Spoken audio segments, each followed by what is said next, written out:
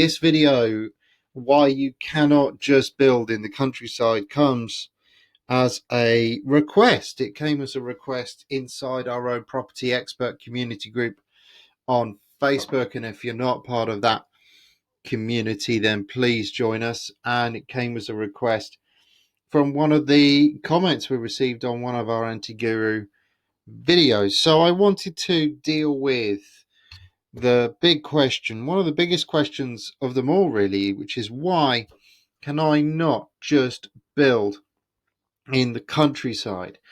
Two ways I could do this, and I'm going to try and deal with both of them. So first and foremost, we have to deal with the big problem, which is you can't just build in the countryside because you don't have a presumption in favour of development inside the countryside. And that presumption comes in this document here, the National Planning Policy Framework. Now, if you're not familiar with this document, get familiar with it. You know, I always say to play the game well, you have to know the rules. To play the game really well, you have to know where to break them.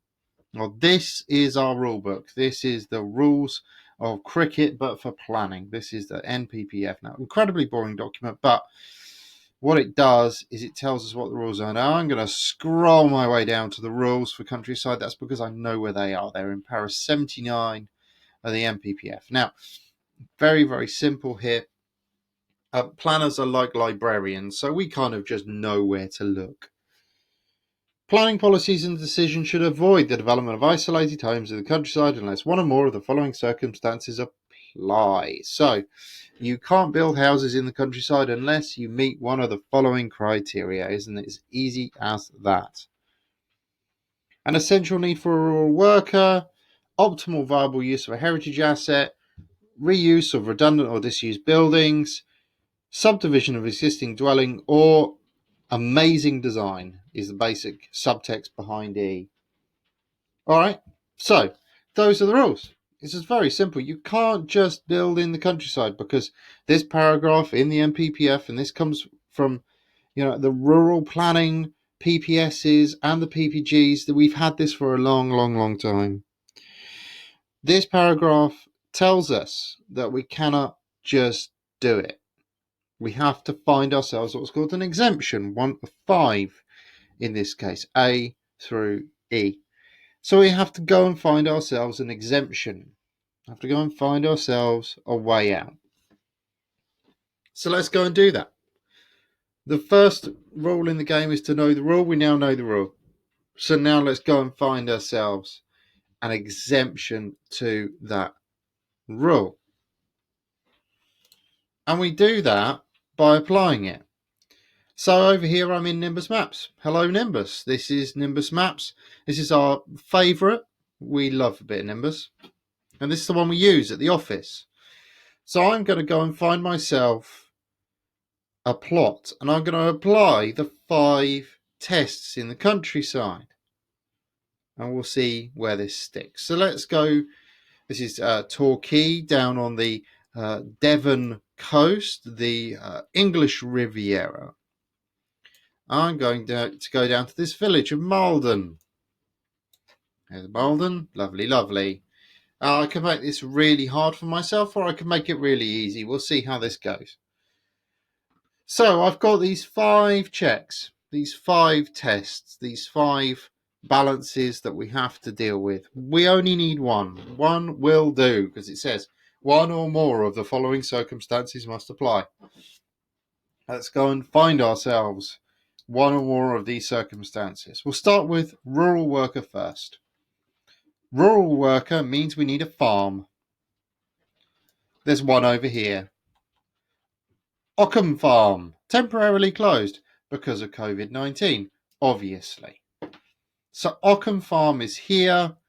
Now, being a farm means that they need a rural worker. Rural workers are people who work in agriculture or forestry. All right, agriculture or forestry. So, we know we need a rural worker somewhere over here. It may be the case that the farm has a need for rural workers, so you have to have an established farm in order to do it. You have to have an established farm in order to get a rural worker, or an established forestry Ockham Valley Woods, for example, to get a rural worker exemption. Then you can build a house in the countryside as long as it's attached to that farm. Now, normally you'll get what's called an agricultural tie. An agricultural tie is a condition on the planning permission requiring it to only be used for a rural worker, and that basically creates the lock between the two. The need for the rural worker. Let's find ourselves another plot. So that's A ticked off. We found a farm, got a need for a rural worker, off we go. Optimal viable use for a heritage asset. Oh, that heritage thing again. Let's go and find ourselves a listed building. I'm going to nip into the overlays, grab myself the listed building overlay, find myself a listed building in the countryside. Hopefully Devon will go spotty. There we go. And there are some. Look, lovely. I want some listed buildings in the countryside. What's this? Ah, that would be a listed building in the countryside. Now, that looks in good condition, so nothing much that can be done there. What I actually want is an old one. I want one that's not in a good condition. It's a castle down here. Bury Pomeroy Castle, 16th century ruins. Right, perfect. And the reason why I say it's perfect is because there would be, if that castle was in such a poor state, there would be a need to sort that building out. There would be a need to bring that building into a serviceable life if that was the want of the council. If you think about the development we're doing at the fort, which is a fort in the middle of green space, that would very much be a case that, they would want that element squared away. There's another listed building here and another listed building here. We haven't gone that far away from the Devon coast. In fact, if we get closer to the Devon coast, they start to appear. Collinson, St Mary, you've got this church. You've got a lot going on. So we've got these buildings, these listed buildings in the countryside. Nothing wrong at all. There's an exemption if you want to bring those listed buildings back into use. Let's take that Lower Blagdon Lane one. There's a really good one. That actually looks like it's already been converted into, that looks like an old barn converted to, because that's got a conservatory on it, a house. That would be an appropriate listed building in the countryside conversion because that brings a listed building back into economic use. Reuse of redundant or disused buildings and enhance its immediate setting. Next, what we're looking for here is sites that are poor. So we're actually looking for sites that are in poor condition now. In the countryside, I want dumping grounds. I want nasty sites. So that's what I'm now hunting for. Let's go down here. So I'm specifically looking for a site that's in poor condition inside the countryside. That's what I want. Right, that one looks in good nick. Everyone in Devon looks after their property apparently, which is lovely. But that's what I'm looking for. I'm looking specifically for a site that's in poor condition. This one I'll do.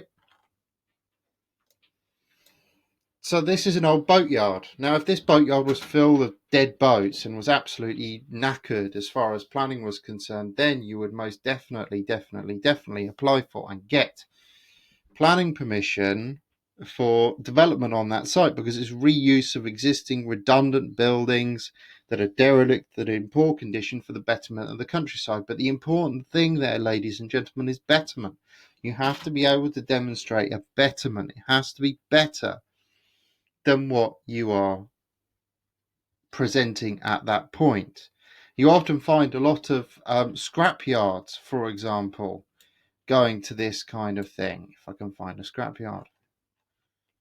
Or old stable blocks like this being converted because the stable block has fallen into disrepair and is starting to cause a problem.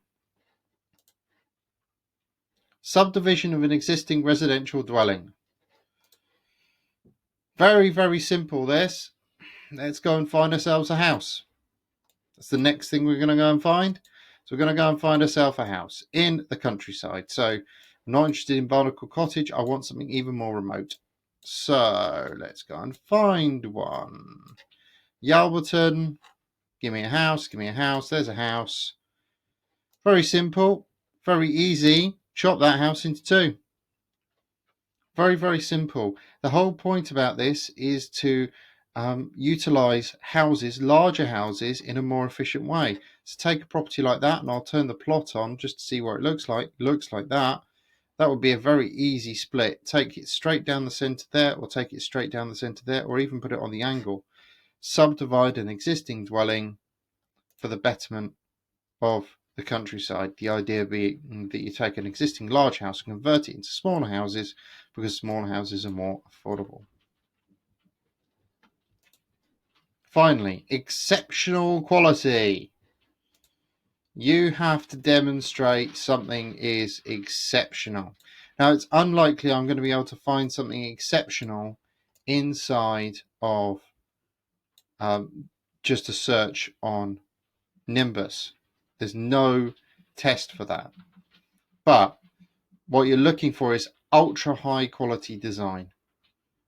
An ultra high quality design that's sustainable in all other respects. You normally end up having to put high levels of environmental sustainability into there, but you end up getting what you want.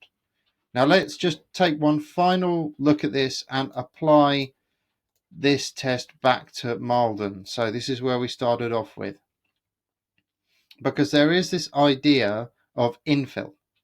Now infill, as you'll have seen from the exemptions, doesn't actually exist. Doesn't exist in those exemptions.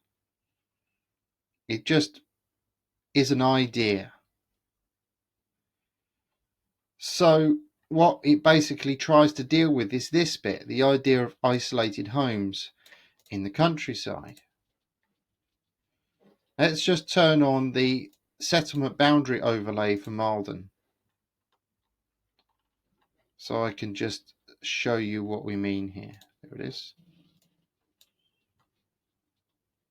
Let that settlement boundary overlay load.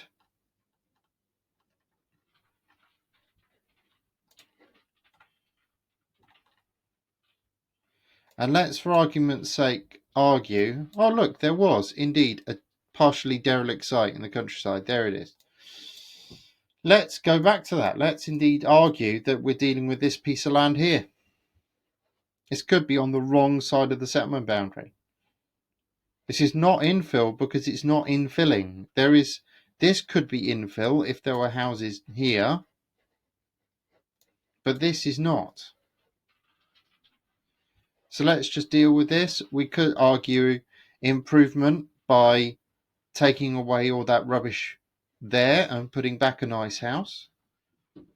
We could argue subdivision. If this was a listed building, it's not, but if it was, we could argue for betterment. But we're not arguing infill here, because there are not houses here, and there are not houses here, and there are not houses at the back.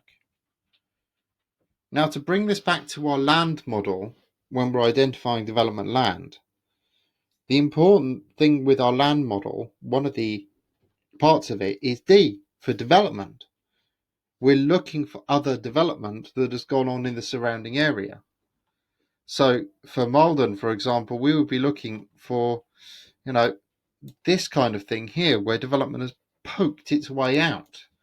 That would make this the next logical field to be taken, the A30 being the buffer. But that is a longer game. That is much longer term, 5 to 10 years. You can't quickly argue that. I hope that's been helpful. That did come as a request by our community. If you found that useful, please hit like, subscribe, comment. If you think I've been talking complete bollocks, then just please say so, because, end of the day, it's the anti-guru. That's what we welcome. Next video will be coming up very shortly. Have a great one, everyone. Don't forget to hit that notification, and I will see you on the next anti-guru. Why can you not just build in the countryside? Because you can't.